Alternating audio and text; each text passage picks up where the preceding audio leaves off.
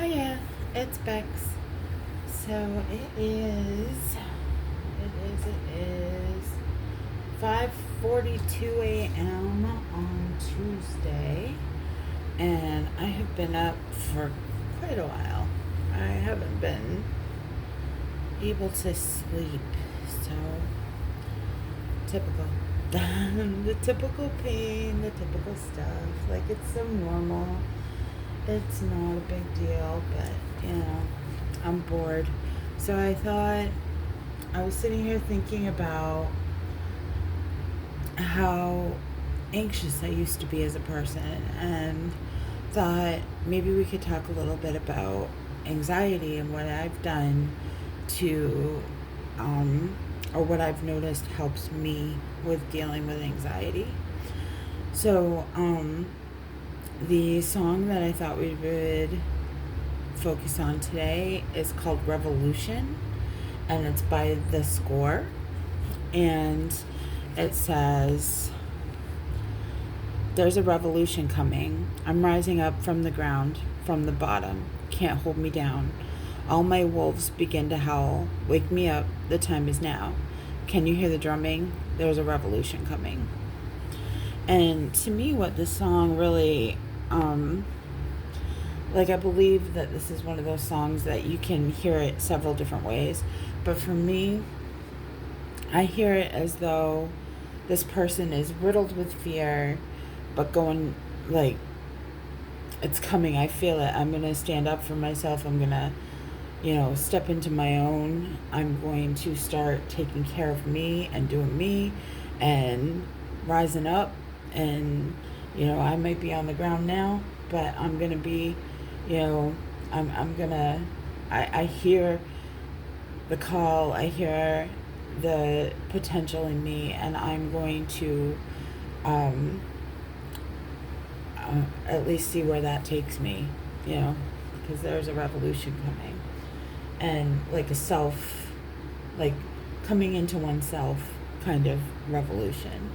And I really enjoy that, because I've definitely learned that when I stop listening to my anxiety, my fear, and I start listening to my potential, my capabilities, that I am able to get out of a freeze state. And so I thought we would talk about that. And these are the colors we're going to use. So, Goldenrod, I think, I forgot, 1034, I think. Let me see if I've got it written somewhere.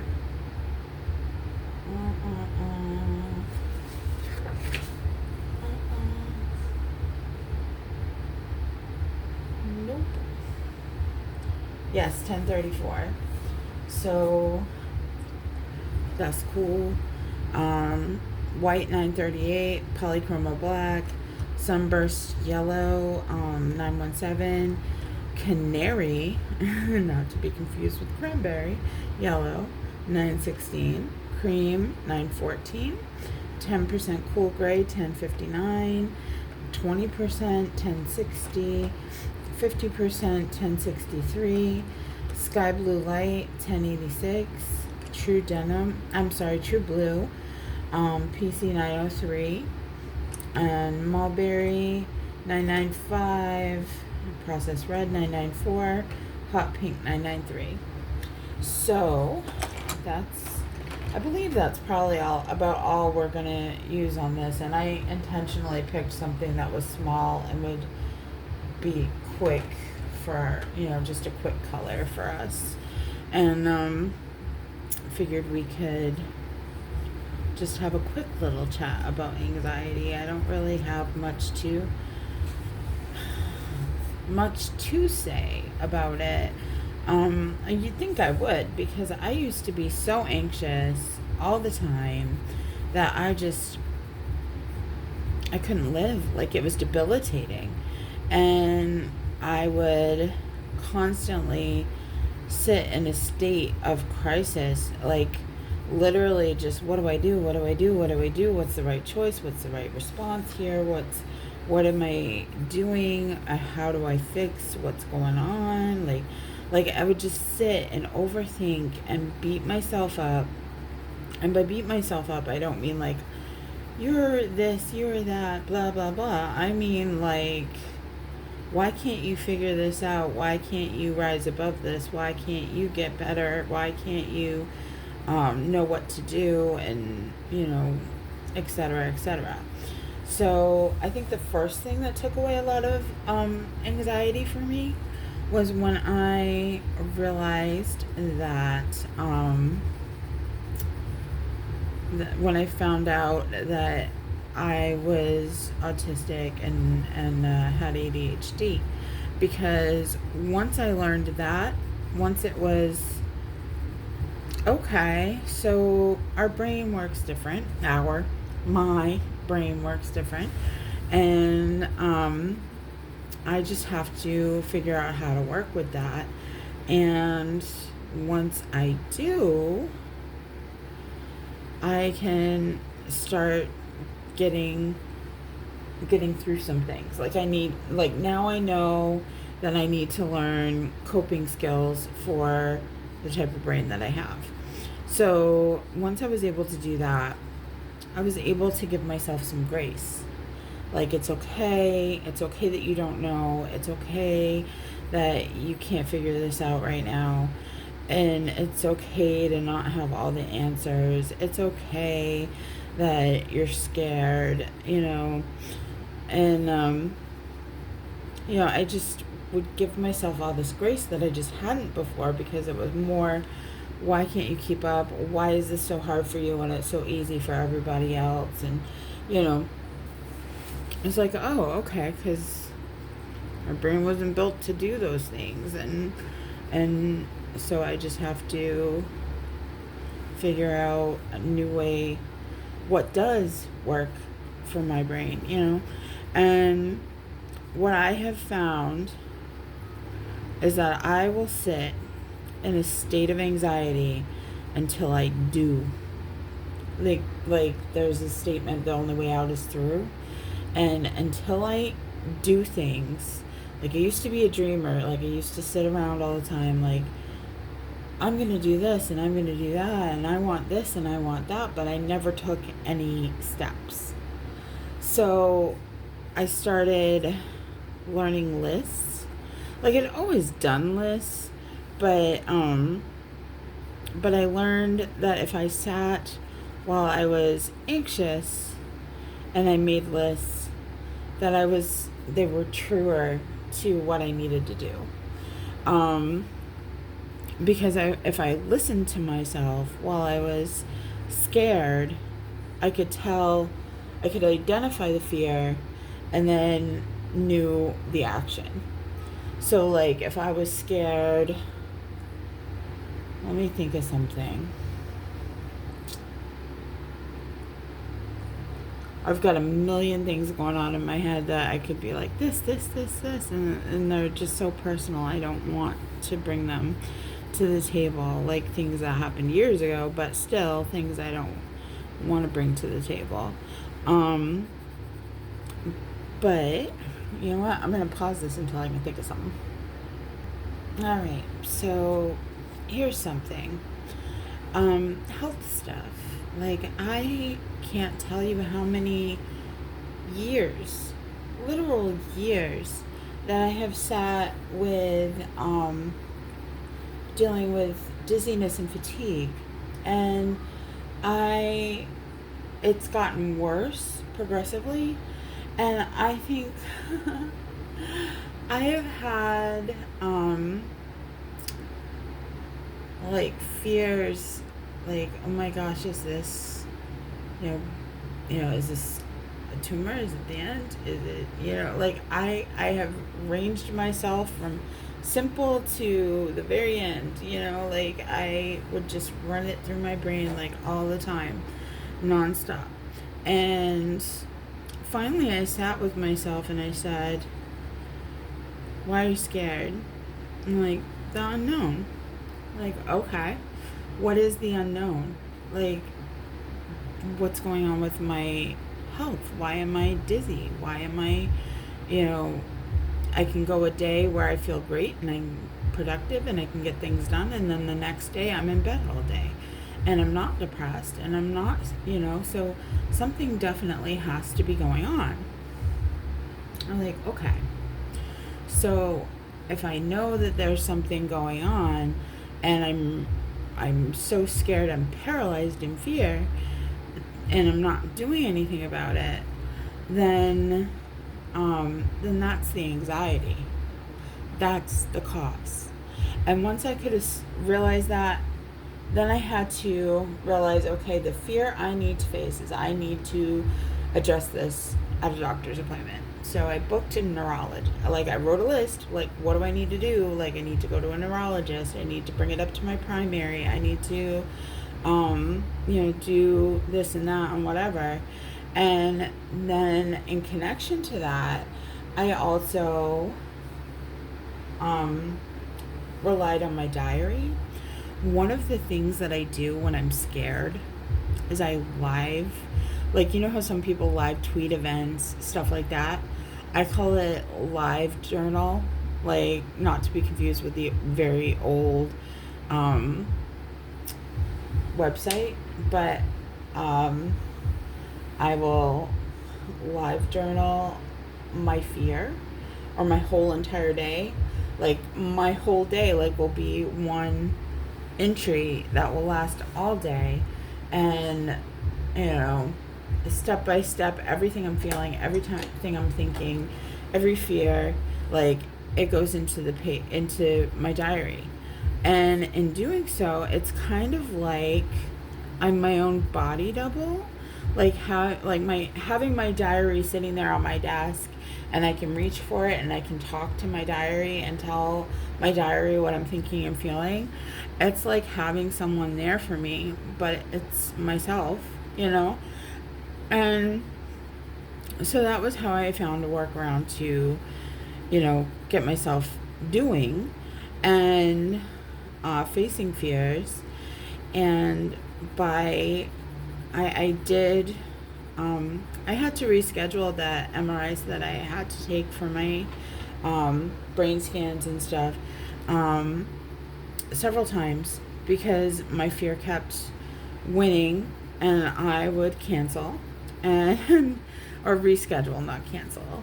And but I did it. I managed, and I was, and I gave myself grace. Like, this is a scary thing. This is something that, you've been afraid to do for a decade, and now you're doing it, and you're scared, but every attempt that you make gets you closer to actually doing it. And I did manage to do it. So I was very proud of myself for that. And I also had to do a neck MRI at the same time, so I had 3 MRIs all at once. So I did one day and 2 the next, to try to, I did the one that was the least scary, which was my neck, and then I did the ones for my brain and my head. And it was so tough because I was facing fears, but I was able to get through it by relying on my positive music, like stuff like this, relying on my journals to get me through, relying on my friends, kind of letting them know, like, hey, I'm kind of scared today, and if you could just be around, and you don't got to talk to me about it, you just, if you can just be present, that would be really helpful for me. And, just talk about whatever, like a normal day, and, like, providing some normalcy for myself, that was really helpful. And grounding, like, for me, grounding looked more like my journal entries, and breathing exercises, especially while in the MRI. Like, I really had to rely on music and breathing, because that's all I really could do. Thankfully, the place that I went, they did have headphones so that I could listen to music, because I said, I'm ADHD. I'm not going to sit, I'm not going to lay still for 2 hours doing something that's affecting my anxiety very well. So they gave me music, and I focused on the music. I focused on my breathing, and I was able to get through it. And then the days that followed were really tough. I actually have been doing really well facing the fear until I was getting ready to leave the MRI, and he said, and the tech that did the MRI said, we'll give you a call within a day or two, and with the results. And my anxiety shot to the moon, because generally speaking, you do not get an immediate response unless something is very wrong. So for him to say a day or two, I was like, oh, you mean the window in which something is really wrong? and so I waited, and of course it was a Friday that I did the thing, right? So I was like, okay, well, will that day or two include the weekend? I didn't know. I didn't ask. I'm trying to find my pencil sharpener, if you're wondering what I'm doing right now. I can't see it. There it is. So much pink that it all blends in. It's funny, I started with the pink stuff because I had too much black stuff and I couldn't find anything. Now I have too much pink stuff and I can't find anything. It all blends. But yeah, so I had to really focus on trying to keep myself grounded and present for days.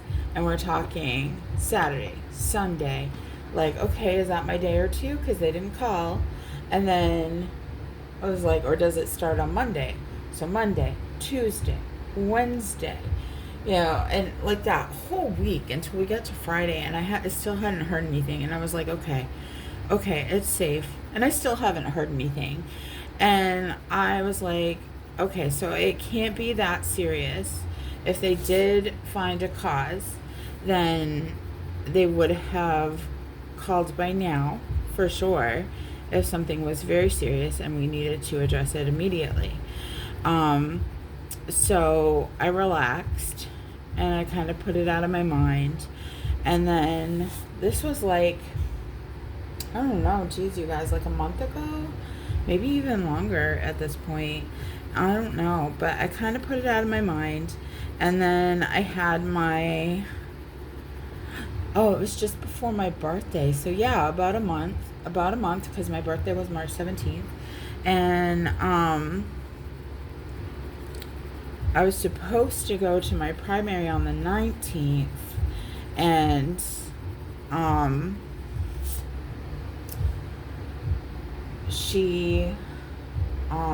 it had to be rescheduled. Something came up and it had to be rescheduled.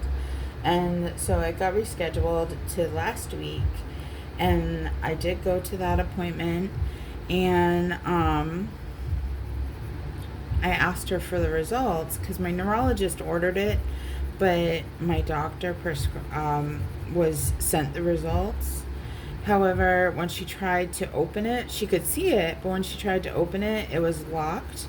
And apparently the neurologists have locked the results so that they can be the ones to talk to me about it. So my understanding is probably that there's something they did find, but they want to be the ones to address it to me. They don't want me to hear it from someone else. They want me to hear it from them. I don't know. My doctor said that if I call the neurologist office, I can probably get the results by phone. And I've considered it, but I don't know what the right path is for me. So that's kind of locked up my anxiety, and I need to work on that and address that. because if I don't call, then I'm nervous about going to the appointment, and I have to wait until the beginning of June. And but if I do call, I'm potentially getting bad news by phone, by a receptionist, to somebody that doesn't have any answers, and then I've just got to sit with all these questions. And I try not to Google things when I'm scared, because, is what it is. So I believe that they may have found the cause, and while not, maybe terminal or, severe, it's something that they want to be the ones to tell me in person. So that's been causing some anxiety as well.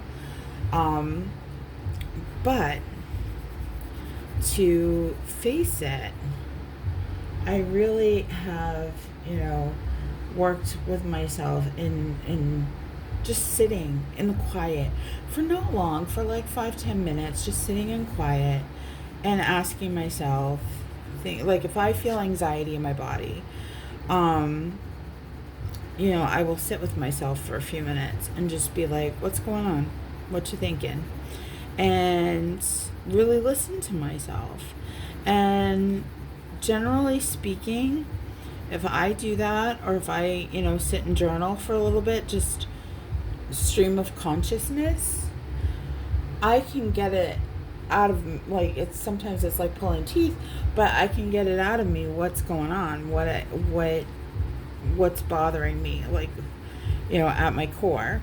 And then once I know, I can address it. So, which sounds simple, right? It does sound simple, like, oh, I'm anxious, and this is the reason why, so this is the thing that I can do to make it better. And but then you have to realize that the thing to make it better is what's causing your anxiety, because it's a big thing. It's a big deal. I gotta empty my sharpener. So ow. The sharpener doesn't like to open. There we go. Ooh. Oh, it's very, very full. Let me see if I can get the shaving out of the... There we go. Alright.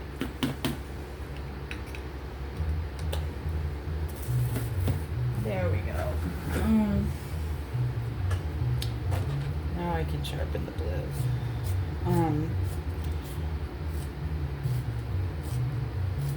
It's just, I've had to learn workarounds of how to face my fear.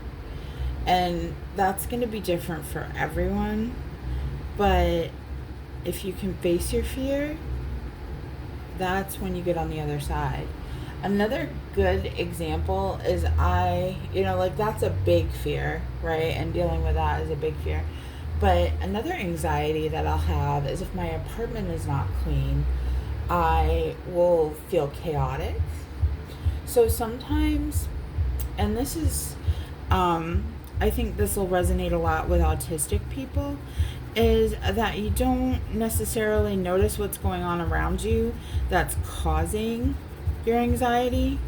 You just know that it's there, like, oh, I have all this chaotic energy and I don't know why, like, I feel like I'm gonna, have a meltdown and I don't know why. And it could be, the tag on your shirt, the music's too loud and you're not realizing it. There's people having a conversation in the next room and it's overstimulating you.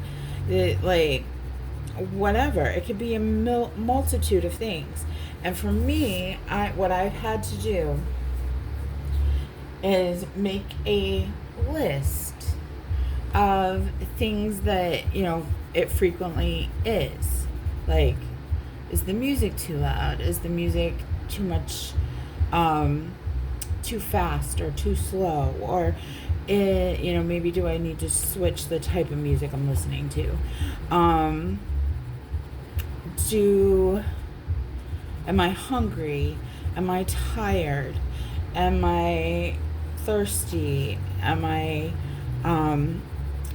Is my space organized and neat? And, et cetera, et cetera. And I'll be like, and then like last night I looked around and I was like, well, I do have this other thing that's causing anxiety that we're not going to talk about, but look at my apartment. Because I have been anxious, I have allowed my apartment to get a little chaotic. Not messy, but chaotic. You know what I mean? Like my table became a catch-all. My laundry needed to be done. My dishes needed to be done. The trash needed to be taken out. And I had not done those things. So I realized, okay, big part of my anxiety is I've gotten off my routine, and part of my routine is keeping my apartment clean on a daily basis. And once my apartment gets a little chaotic, I feel chaotic. So even though today I was feeling very anxious, definitely in a free state, definitely struggling to, I say today, I mean yesterday, but definitely having a hard time. And so I made a list. And when I say I made a list, I mean I made the most teeny tiny detailed list I possibly could. I looked at my desk and I said, take the coffee cup and put it by the sink. Take your journals and put them in the drawer, where they belong. And pick up the diamond art dots and get them in the correct order. Every single step that I had to take to get my apartment back to where it needed to be, I laid it out. And by doing that, I was able to take the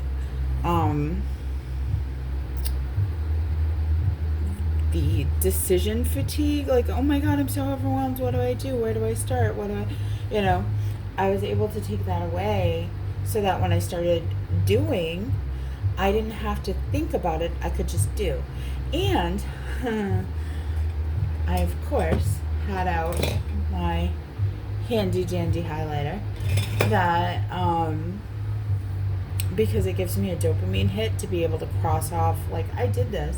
And the more highlighter that appears on the page, the more motivated I am to do more. So that really was helpful. And I was able to get my apartment cleaned up. Even though I was dealing with some anxiety that I couldn't take off my plate, I was able to get rid of some anxiety that I could take off my plate, which made it more manageable. So that's where I have definitely learned, what I've definitely learned helps my anxiety.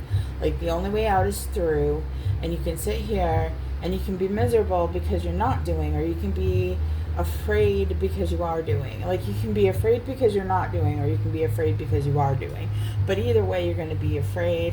The difference is that if you're not doing, you're going to be afraid until you do. And if you do, you're going to be able to get out of that anxiety quicker.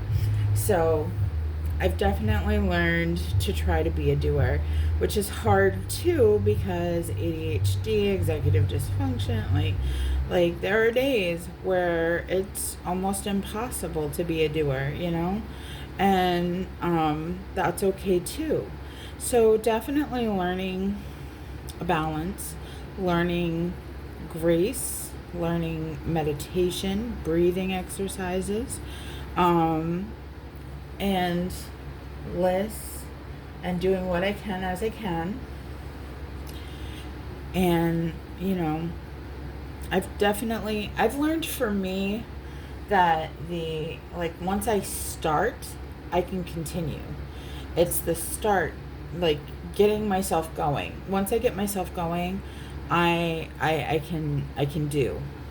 But until I get myself going, it's very difficult to get me to be able to do things. So, but yeah, so that is a big way that I face my anxiety, recognizing that anxiety is fear, and fear needs to be addressed. And so I think that if you were saying, you really have to break down the fear too. Like, say, oh, I have to do this really important meeting. I have an interview.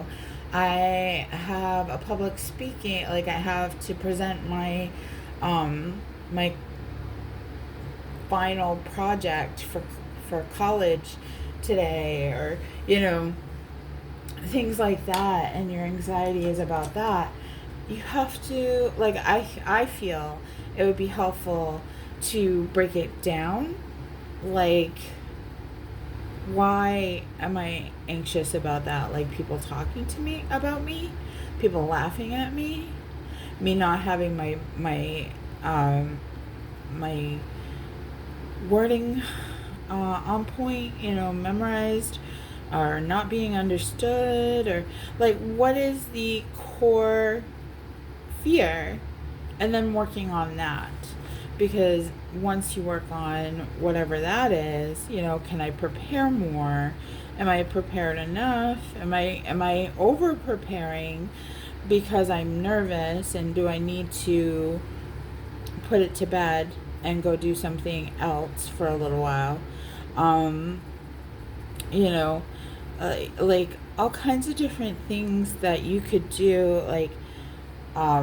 Maybe you need to, as a core thing, work on self-acceptance and not being afraid what other people think, what other people's opinions are. So that way, if you get up in front of people and they're like, ha ha ha, you're like, mm-hmm. Yeah, okay, small-minded person. Seriously, people that make fun of other people are so small-minded.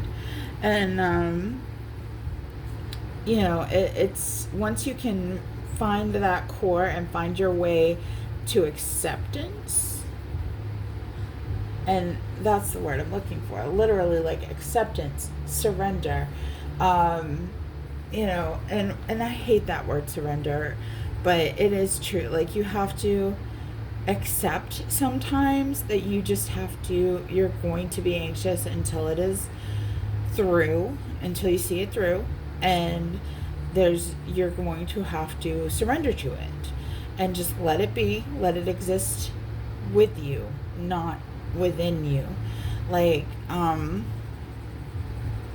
What I try to visualize is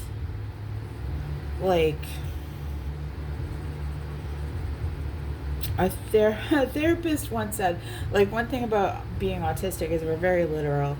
And so you say something to us, talk to yourself like you're a friend. Suddenly you're in your head all third person, you're doing such a good job. Why? But they're like, no, that's not quite what I meant. But, I took it literally, so I did exactly what they told me to do. And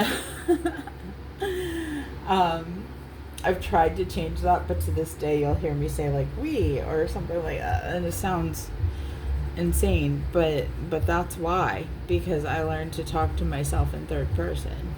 I was a second, I was having a conversation with myself, and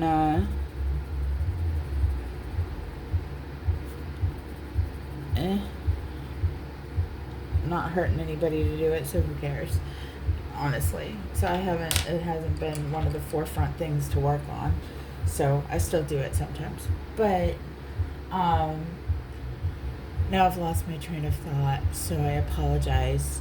However, I don't think that what was I Oh, surrender. So, surrender isn't necessarily like a submissive stance. It's actually a very um, power. It's a power move because you're accepting what you cannot change, and you're allowing it to exist. You're not trying to fight it. You're not trying to go against it. You're just allowing it to exist. So what I will do is kind of, I had this therapist that said, let it sit beside you and just be like a companion. And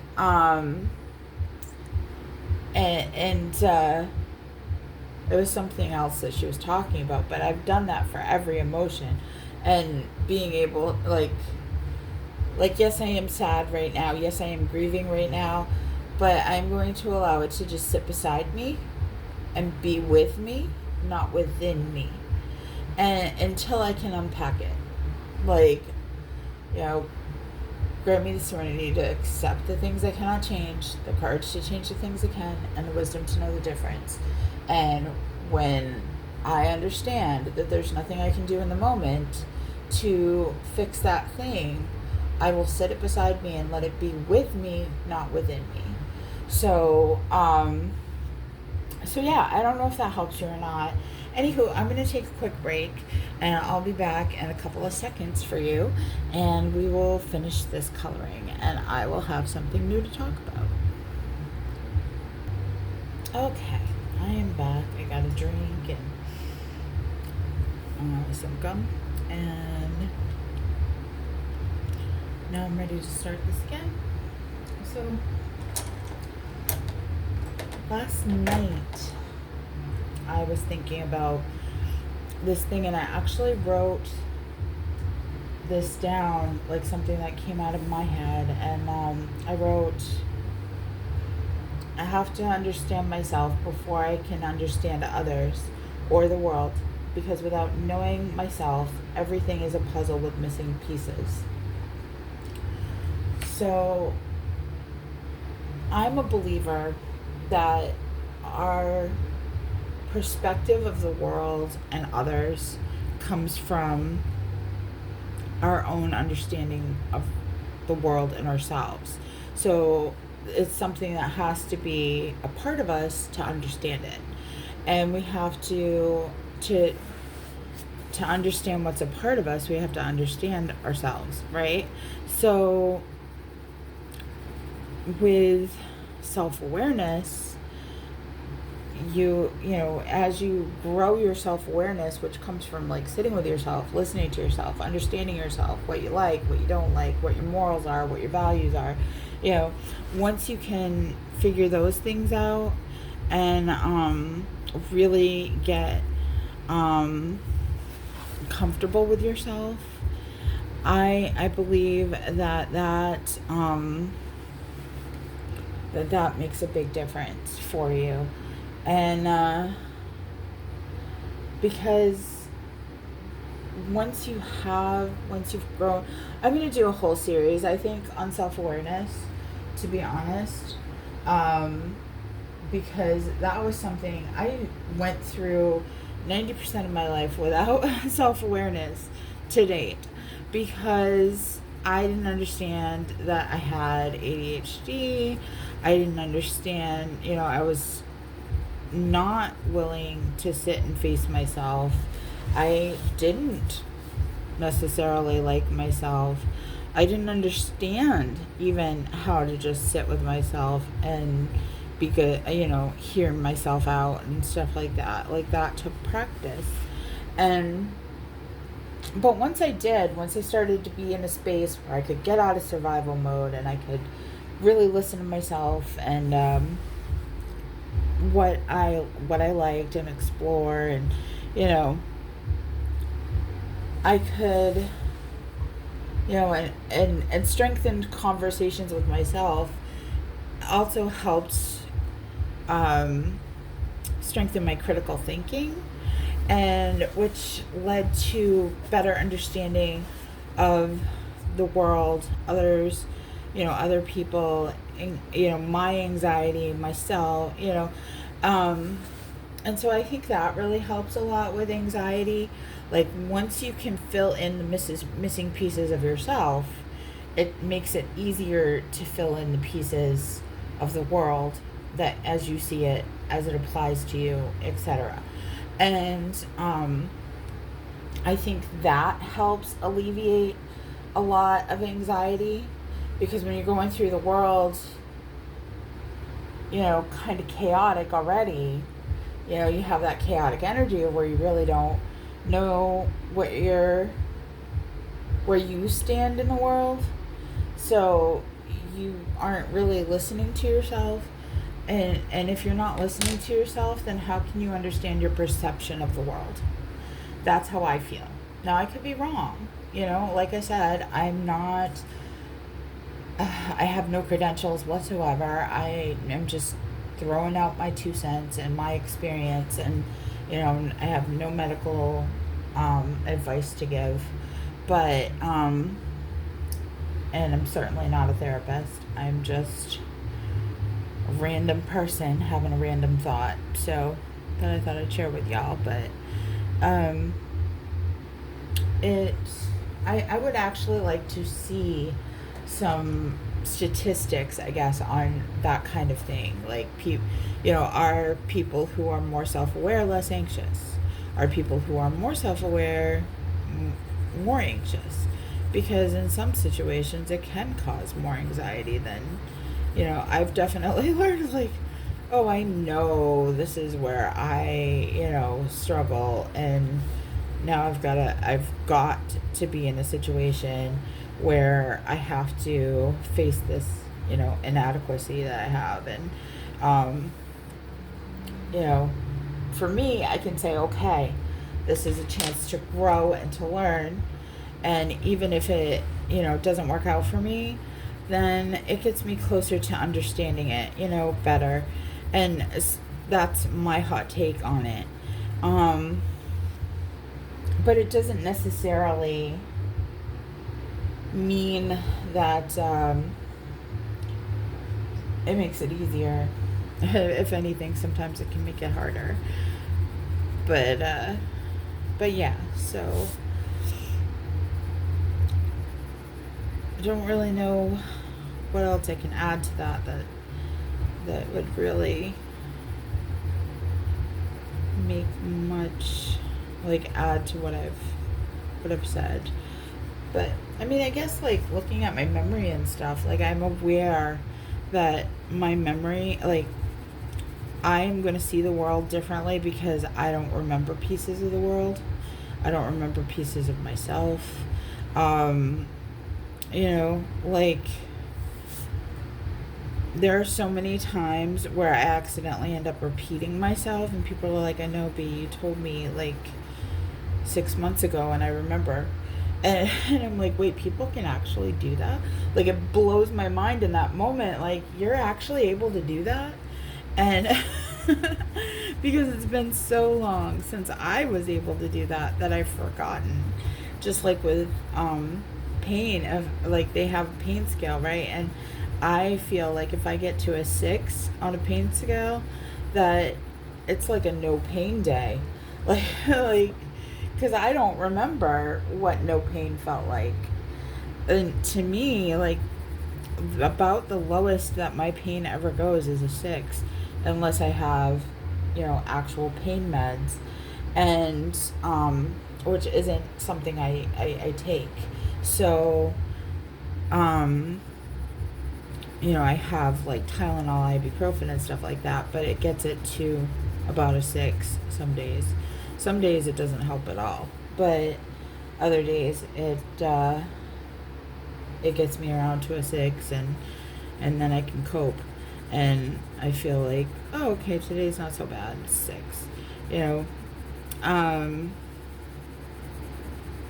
but other people, if they were to wake up one day and be at my 6, they'd be at the ER. Like, oh my God, this is awful. Like, fix it, And but I'm so used to it that it's nothing to me. And I mean, it's not fun, but it's my normal, you know. And so I see the world through my what I can and can't do based on the pain that I have. And you know, like, I have to understand that some days I'm going to wake up and I'm going to have a I'm in bed today day, or I'm going to wake up and I'm going to have, yeah, I can get, you know, my chores done today. I don't need the help that I usually need, like, you know. So the aids that I sometimes rely on, I guess, but it's, I gotta sharpen this, but that's how perspective works. Like somebody who has been raised differently than, like say, like for me, I've been raised in poverty, right? So when I encounter someone who's been raised in money, like, we can find common bonds to relate, because, you know, there's, like, I feel like money is like a cage in some ways, right? Because you can't trust people that are around you all the time and things like that. But so is poverty. Poverty is also a cage. So I feel like you have, like, you can relate, you can find ways to make it make sense, but you're not going to ever see it through the same lens as the other person who has lived an entirely different experience. And we have to respect that. And at least not necessarily respect it, but understand it to the point that we can say, you know, when I think I know the solution, I may not even know the situation. Like, I might think I do, but, you know, or the way that I would fix a situation isn't going to resonate with somebody else, because they are, you know, like, who's to say that my situation, you know, my fix to a situation wouldn't be another problem? You know, like, okay, well, we're fixing this, but then we're creating this problem. So definitely, that actually was kind of, that looks kind of cute, huh? I like it.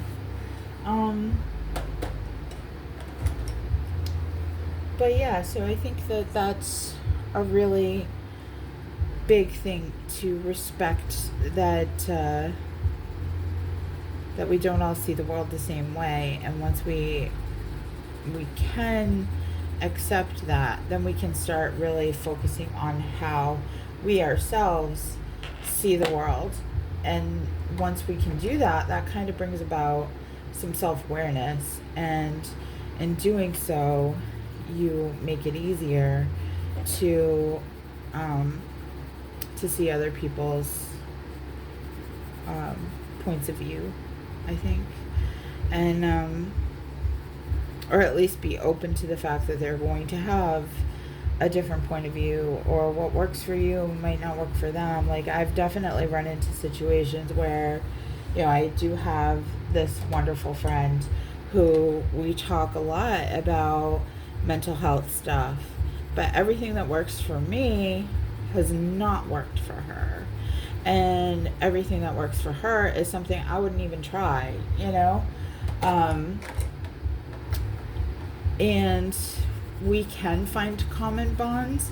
Like I said, you know, we're both autistic. She doesn't come from money, like, she's not rich, but she's not poverty, you know. So there's a distinction there. There's enough of a gap that there's an obvious distinction, that, you know. And so I'm not going to understand what it was like to grow up with certain expectations that are placed on people who are, first of all, she is so smart. She's so smart. I love talking to her because she's just so smart. And she actually is like, I can't remember. I'll have to ask her. But I know her IQ is like off the charts, and she's like part of Mensa and like all this stuff.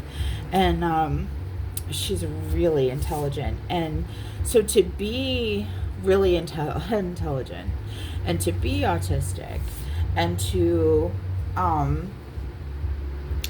come from a place where people are, expecting you to be able to be an achiever, like, oh, you're that smart and you need to apply it, and like having all these expectations on you that I never had. All I had to do was just be a kid, and so we have different backgrounds, but we also have some of the same traumas, so we can relate, but it's not the same. And so by understanding myself, I'm able to understand that I can't understand some things, and I can get close, but I can get close enough to make someone feel seen, but I can't get close enough to actually understand it completely. And when you can do that, I think that takes away some anxiety, because you're not sitting there like, I need to understand everything, I need to know everything, I need to, it takes away some of the pressure that we place on ourselves, and in doing so, it relieves some stress, some anxiety. Anywho, this is done, and we are at 51 minutes, and if I go over an hour, my phone runs out of memory, and then I have a hard time editing the videos. So we're gonna end this here, and I will, I did want to tell you one thing. I have the Healing Colors Club Facebook, and it is, I can't put it here because I can't get verified yet. So, but if you look on Facebook for Batty Bees, I'll write it for you. I think it's what, is here, but I'll still write it for you. So Batty Bees Healing Colors Club. If you look for that on Facebook, you'll be able to find us and follow. And I do plan to make community stuff there and announcements, and I'm also thinking about potentially doing a giveaway. Maybe a Hannah Lynn book or something like that, so that we can together. And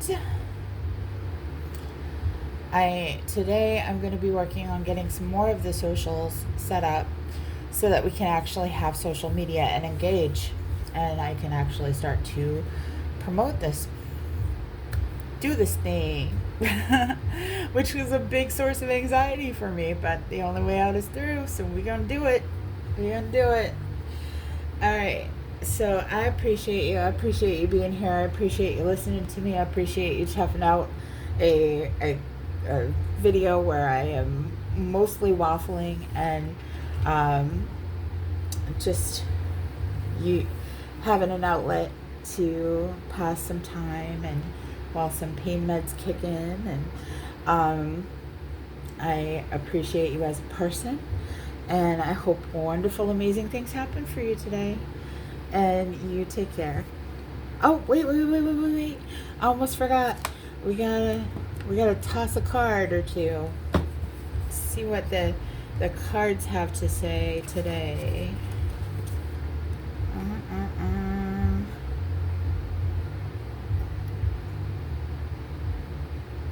That's so cute. So I don't know. I've got to learn the suits. But this is strengthen, protect yourself, guard, integrity, precautionary attitude, physical strength, and fight for yourself. Like, I really, I think that's a kind of cool card on its own, and that was what was on the bottom. You gotta fight for your right. Less anxiety.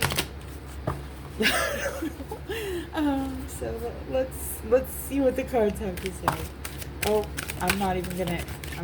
We're gonna go with this one. So, oh my gosh, how funny! Temperance, which is calm, in reverse. So, overstrain, pressure, overreaction. Yeah, this is like hesitant, inconsistent, like moody. This is like one is balanced and calm, and so I would take the other as to be like anxious and chaotic, So that's pretty cool. Let's see what these are. Yeah, I don't think these really. Well, the World came out and the Hangman. That's pretty cool, but I don't see that as being important to us. Let's try again. Let's see what else we get. Ooh. It fell. Alright. So it is, I'm trying to see, Page of Pentacles. Like, can you see? That's what it is. Page of Pentacles. So let me grab that.